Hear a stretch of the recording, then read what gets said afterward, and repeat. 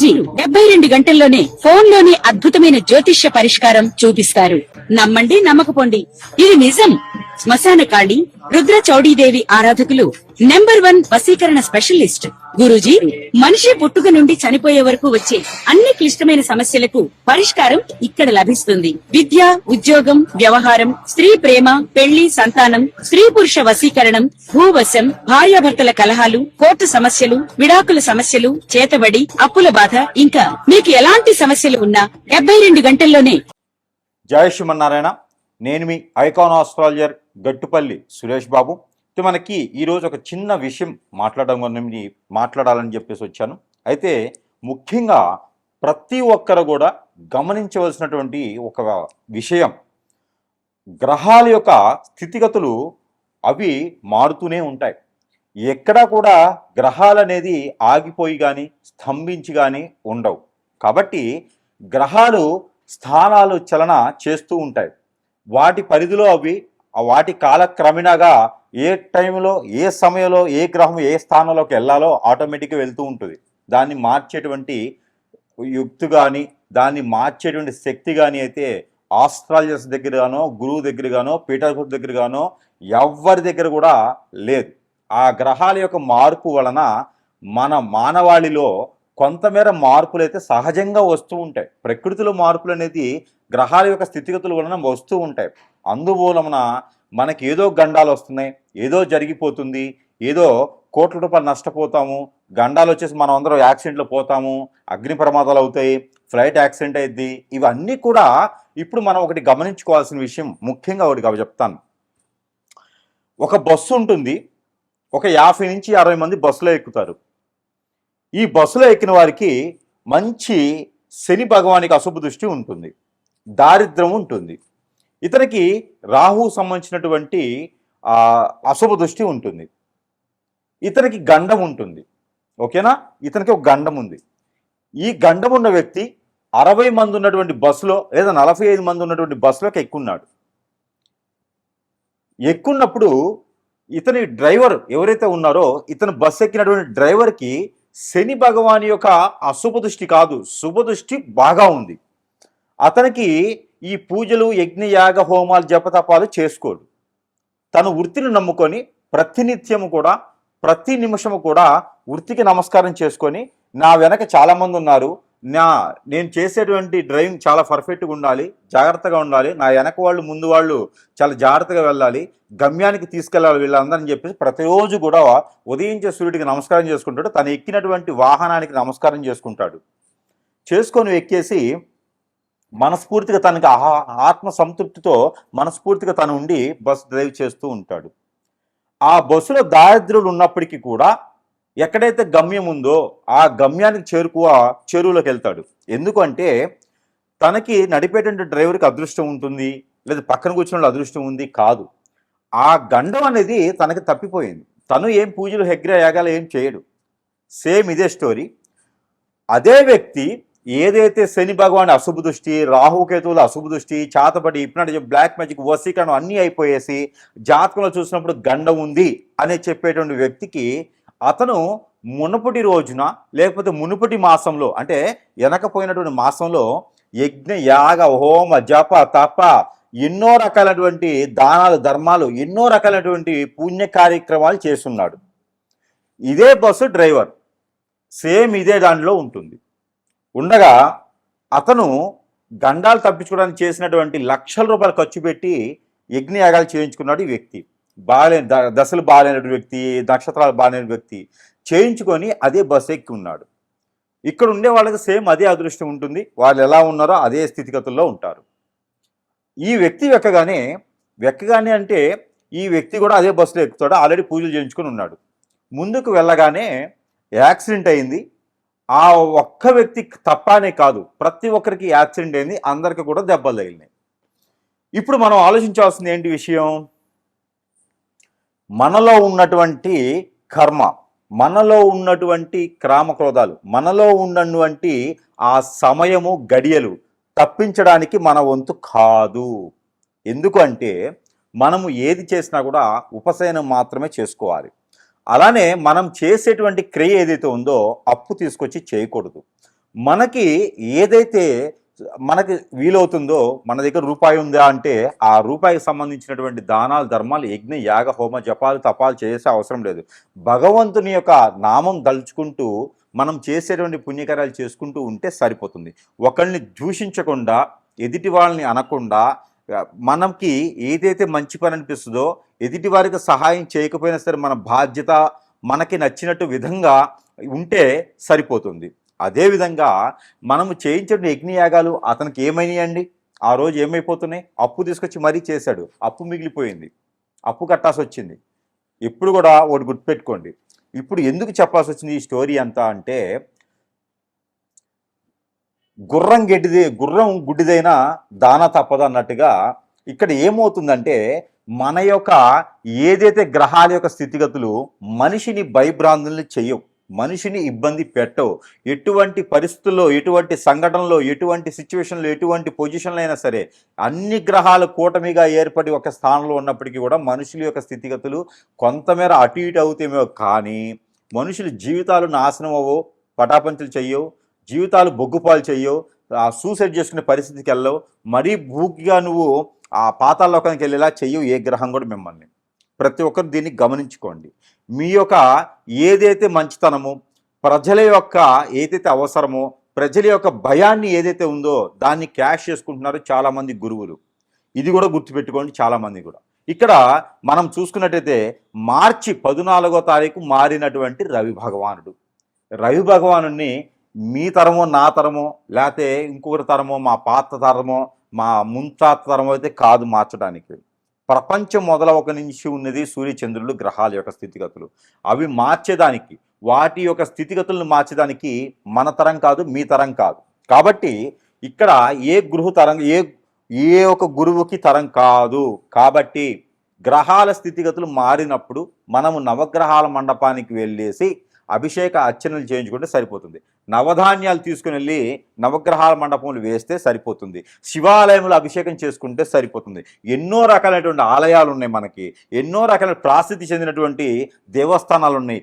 ఆ దేవస్థానంలో, ఆలయంలో దేవుడు అనేది వాడు ఒకడు ఉన్నారు. కాబట్టి ఆ దేవునికి చేసేటువంటి పూజలు కావచ్చు, అమ్మవారికి చేసేటువంటి కుంకుమచ్చలు కావచ్చు, స్వామివారికి నిర్వర్తించేటువంటి నోములు ఉంటాయి, యజ్ఞాలు ఉంటాయి, యాగాలు ఉంటాయి, ఇవన్నీ ఉంటాయి. కానీ మన మనసుకి ఏదైతే ఇచ్చారనిపిస్తుందో అది చేయండి. అంతేగాని ఎవడో చెప్పినాడని చెప్పి భయభ్రాంతులు వేసి మీరు చేస్తారంటే మాత్రము ఖచ్చితంగా ఇబ్బంది పడి ఆ గురువులకి మీరు హిప్నాటిజం అయిపోతారు, లక్షల రూపాయలు నష్టపోతారు. మీరు ఆల్రెడీ వ్యాపారంలోనో, జాబులో లేకనో ఏదో సమస్యలతో కొట్టుమిట్లాడుతూ ఉంటే మళ్ళీ లక్షల రూపాయలు పెట్టి పూజలు చేస్తూ ఉంటే ఎట్లయితుంది? ఒకడు వస్తాడు కిరీటం పెట్టుకొని 11 ఉంగరాలు పెట్టేసి నడుముకు బెల్ట్ కూడా అది వడ్రానం పెట్టుకొని వస్తాడు. వచ్చేసి నా దగ్గర స్టోన్లు తీసుకోండి మీకు అష్టైశ్వర్య ప్రాప్తి కలుగుద్ది అంటాడు. నేను 10 లక్షలు ఇస్తా, నెల రోజులు కాదు సంవత్సరం వెయిట్ చేస్తా, నన్ను చేయమని చెప్పండి. ఇలాంటివన్నీ బోగర్స్ మాటలు విని ఇబ్బంది పడకండి. మీరిచ్చే డబ్బులతో వాళ్ళు బాగుపడతారు తప్పితే మీరు బాగుపడేదానికి కానీ, మీరు ముందుకెళ్ళేదానికి కానీ లేదు. స్వచ్ఛందంగా, ఇష్టంగా, అందులో దేవుని మీద ప్రేమతో చేసేటువంటి గురువు లేరు. ఖచ్చితంగా మీరు అందరూ గుర్తుపెట్టుకోవాల్సిన విషయం ఏంటంటే, మిమ్మల్ని అందరినీ గురువులనే పేరుతో మోసం చేస్తున్నారు, వేషధారణతో మోసం చేస్తున్నారు. ఇకపోతే మీరే గమనించుకోవాలి, ఇది మంచి గురువు ఎవరా, చెడ్డ గురువు ఎవరా, ఇన్ని లక్షల రూపాయలు ఈ పూజకి హోమానికి అవుతున్నాయా, దీని తర్వాత తాత్పర్యంలో మనకి పని అవుతుందా లేదా, ఇవన్నీ కూడా గ్రహించుకోండి, గమనించుకోండి. మీ దగ్గర తీసుకున్నటువంటి డబ్బులతోనే గురువులు వారు చేసేటువంటి పని ఏమిటంటే కనుక మిమ్మల్ని హిప్నటైజ్ చేసి వారి చుట్టూ తిప్పుకుంటున్నారు. ఇవన్నీ గమనించుకోండి. మరొకటి, ఇక మార్చి 14వ తారీఖు మారినటువంటి రవి భగవానుడు. ఈ రవి భగవానుడు కుంభరాశి నుంచి మీనరాశికి వచ్చాడు. ఓకే, ఏమిటంటే అయితే మీనరాశి నుంచి ఏప్రిల్ 14వ తారీఖు మేషరాశిలోకి వస్తాడు. ఏంటి అయితే దీనివలన యజ్ఞాలు చేయాలి, హోమాలు చేయాలి, మీకు గండాలు ఉన్నాయి, ప్రాణభయం ఉంది. ఎవడు చెప్పాడు? ఏది పంపించమని చెప్పండి, ఎంతమందిని పంపిస్తారో. ఇవన్నీ కూడా బోగర్స్. మన జాతకంలో ప్రతి ఒక్కరికి శని బలం అనేది ఖచ్చితంగా ఉంటుంది. ఆ శని బలం పంచడానికి ఎవరి తరం కాదు, తగ్గించడానికి ఎవరి తరం కాదు. గ్రహాల యొక్క స్థితిగతులు మారుతూ ఉంటాయి. అవి మారినప్పుడు శనిశ్వరుడి దగ్గరికి వెళ్ళేసి తైలాభిషేకం చేసుకోండి, సరిపోతుంది. అంతేగానుక ఏదైనా మీరు దానం చేసేయండి, సరిపోతుంది. 10 మందికి అన్నం పెట్టండి, సరిపోతుంది. పేదవాళ్ళకి, పేద విద్యార్థులకి, వికలాంగులకి, అంగవైకల్యులకి, అలానే వృద్ధులకి ఎంతోమందికి ఉన్నారు. వారికి మంచి చేయండి. ఆరోగ్యం బాలేక ఎంతోమంది ఆన్లైన్లో డబ్బులు లేక ఉండిపోయిన ఉన్నారు, మరణించే వాళ్ళు ఉన్నారు. వారికి దానం చేయండి, అన్నదానం చేయండి, వస్త్రదానం చేయండి. అలానే మీరు ప్రాణదానం చేయండి, విద్య దానం చేయండి. అంతేగాని బోగస్ మాటలు చెప్పేటువంటి గురువుల్ని ఎప్పుడు కూడా మీరు నమ్మకండి. గురువుకి కాలికి నమస్కారం చేయకండి, గురువుకి పాదసేవ చేయకండి, గురువుకి పాదాలకి అభిషేకాలు చేయకండి. అది పాపం మనం కూడా చుట్టుకున్నటువంటిది.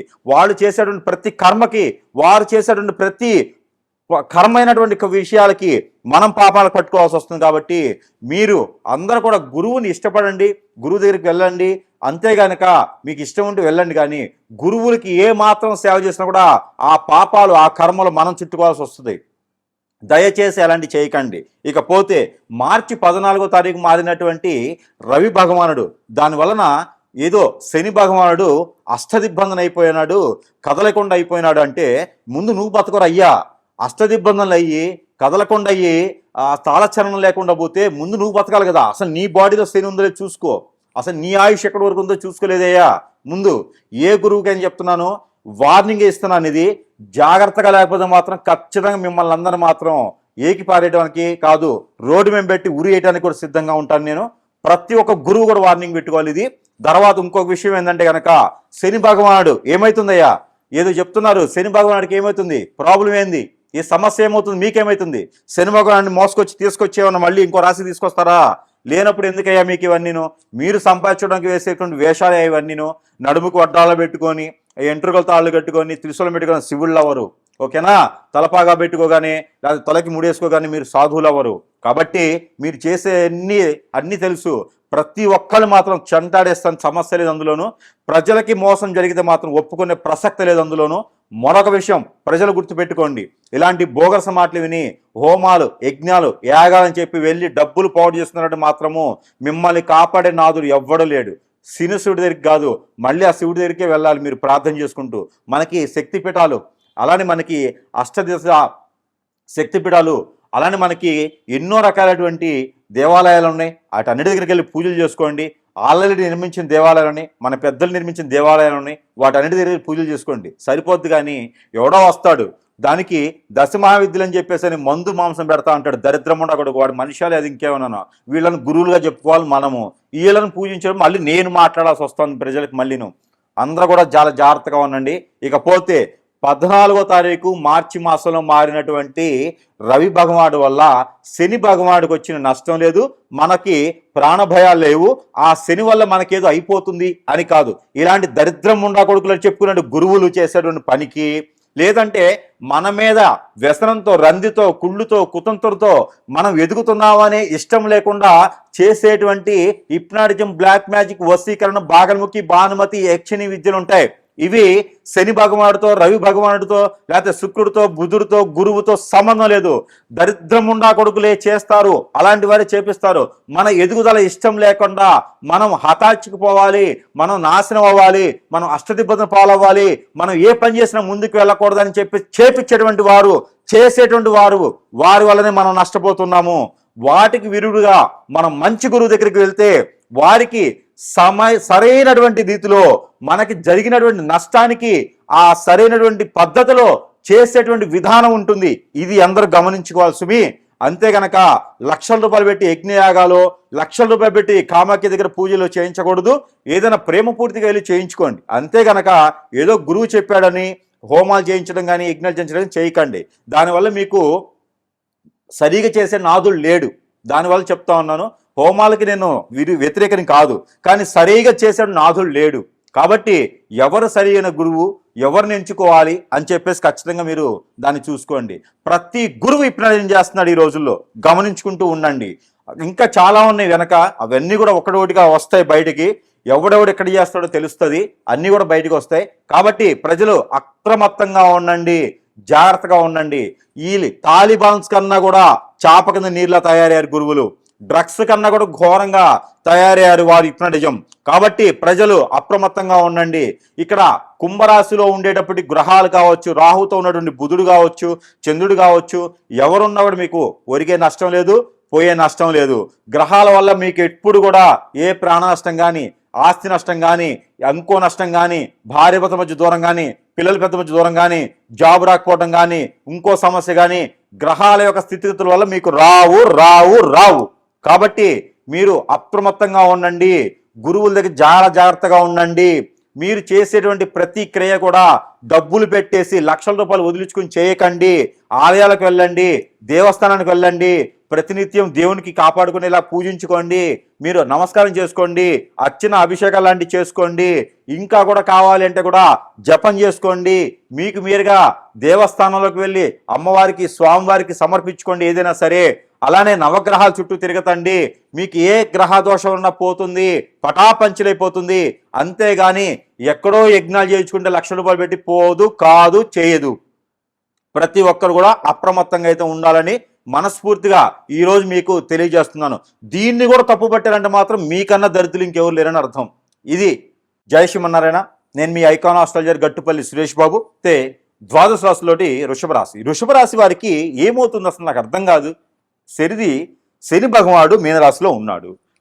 ఇప్పుడు మార్చి 14వ తారీఖు రవి భగవానుడు కుంభరాశి నుంచి మీనరాశికి వెళ్ళాడు.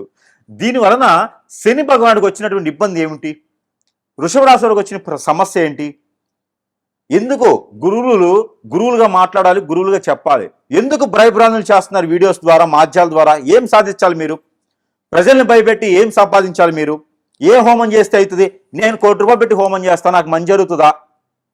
ఎవరికైనా సరే చెప్తున్నా గురువులకి జాగ్రత్తగా బ్రతకాలి.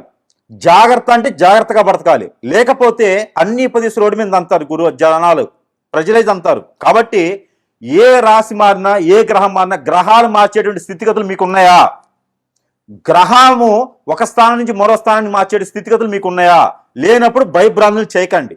ప్రజలకు ఉన్నటువంటి సమస్యలు ఒకటి కాకుండా మళ్ళీ మీరు చెప్పేటువంటి సమస్యలు ఒకటా. ఎందుకు చెప్తున్నారు అలాగా? శని భగవానుడు ఏం చేస్తాడు, వృషభ రాశి వారికి ఏం చేస్తాడు శని భగవానుడు నేను అడుగుతున్నాను చెప్పండి. తెలియనప్పుడు, చేతగానప్పుడు వదిలేయాలి. డబ్బు సంపాదించుకునే మార్గం ఇది ఒకటేనా? గొళ్ళ మెట్లుగడ కూర్చుని అడుక్కుంటే డబ్బులు వస్తాయి.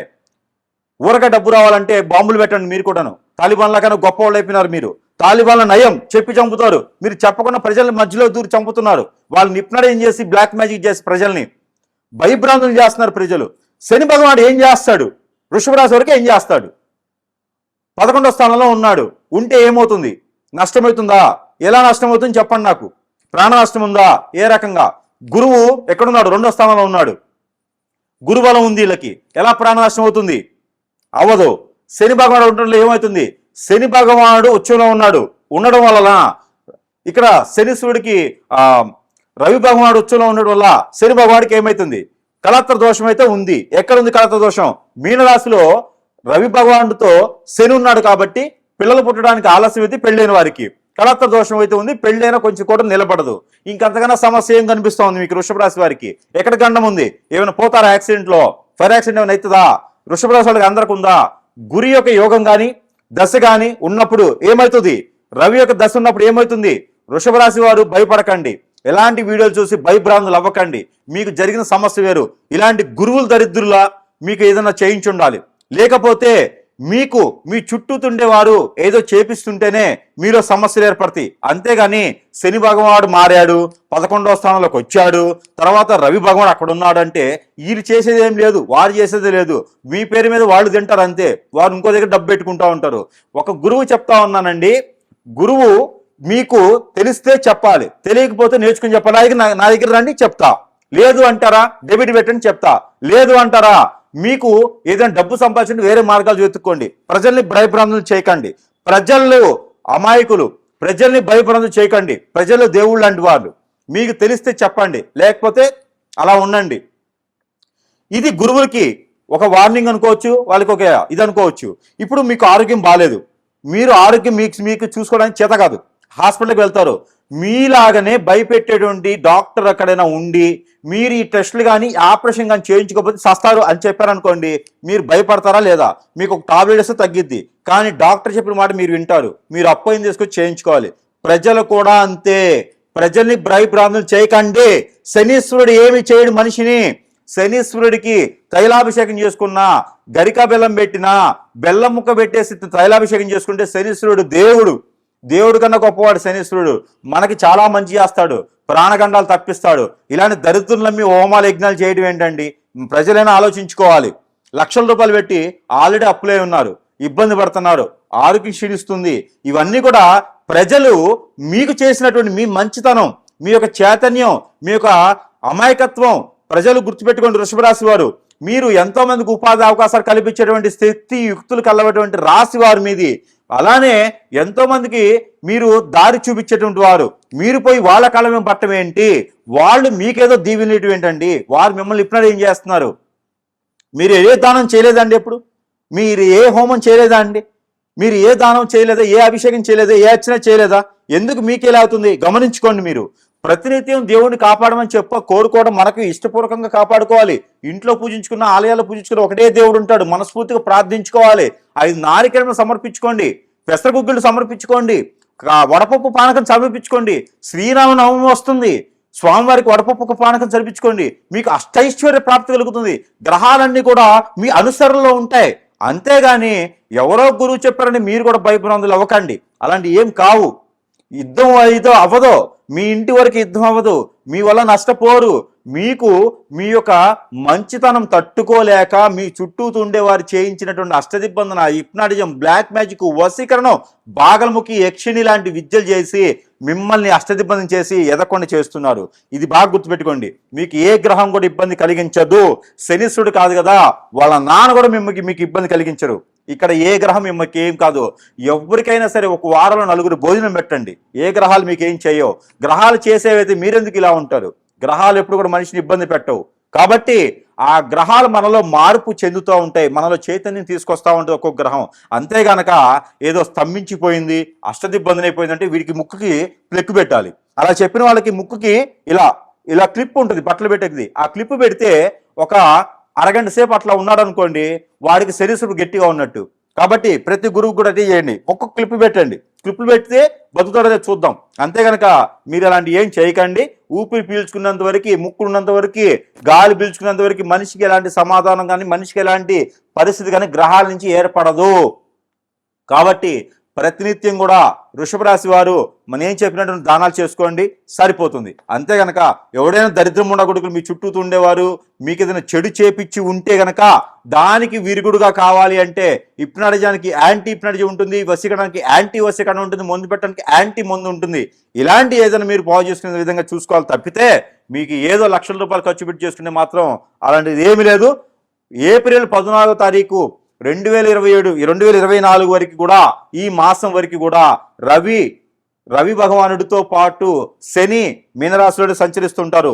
వృషభ రాశి వారికి 11వ స్థానంలోనైతుంది, 10వ స్థానంలో రాహు ఉన్నాడు, బుధుడు ఉన్నాడు.